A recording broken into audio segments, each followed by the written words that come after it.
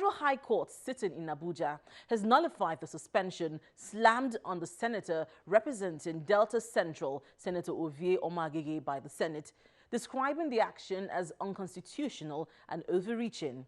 Now, in a judgment that lasted over 1 hour, Justice Nnamdi Dimba held that while the National Assembly had the powers to discipline its erring members, the ground on which Senator Omo-Agege's suspension was anchored on was illegal and violates the provisions of the 1999 Constitution as amended.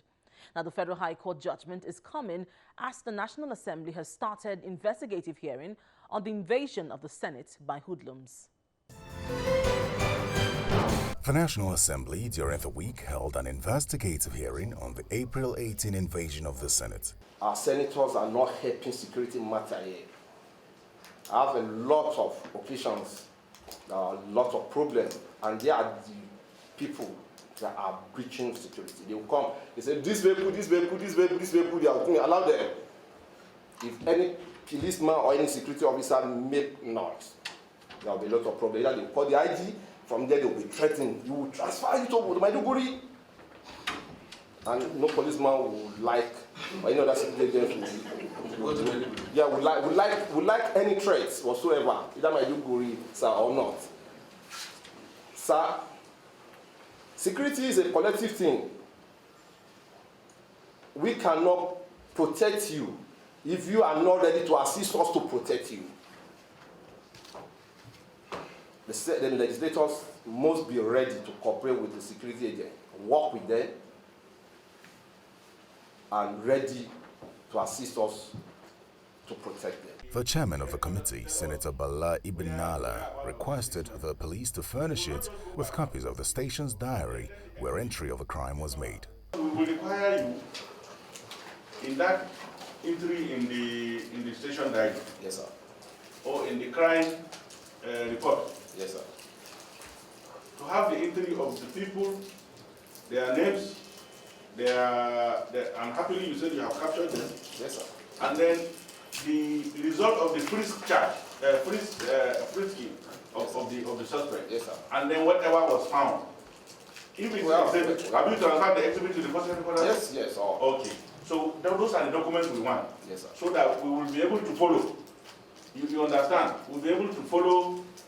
If, for example, now, if we want to go to call the headquarters to tell us whereabouts of these 6 men, we will not just go by mouth and say, where are these 6 men? You understand? Yes. What we will go to tell them is that, well, there was an incident on the 18th.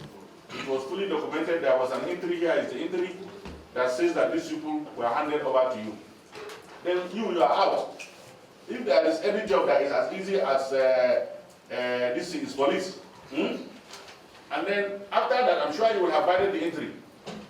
Yes, sir. Eh? Yes, sir. Then we take the entry that was violated, and then we will have that, and then we put it together, then we know where to proceed.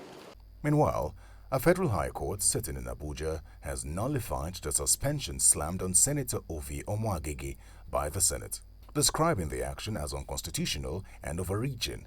In a judgment that took over 1 hour to deliver, Justice Nnamdi Dimba held that while the National Assembly had the powers to discipline its erring members, the ground on which Senator Omo-Agege's suspension was anchored was illegal and violates the provisions of the 1999 Constitution as amended.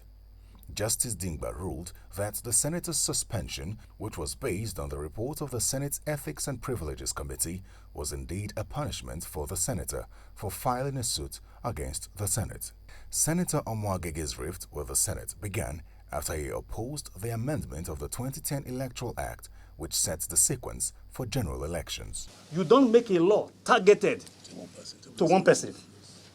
The perception out there is that this Section 25 was included to target Mr. President.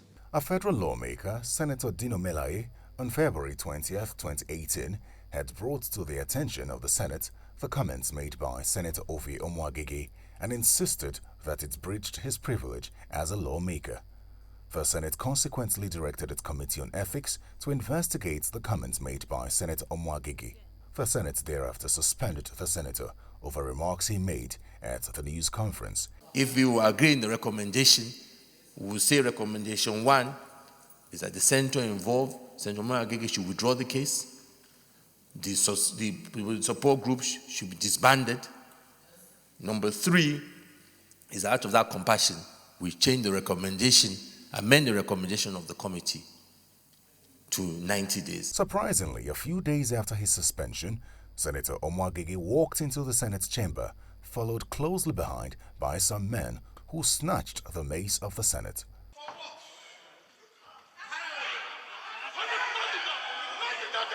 The Senate accused Senator Omo-Agege of plotting the theft of the mace, describing the action as an act of treason.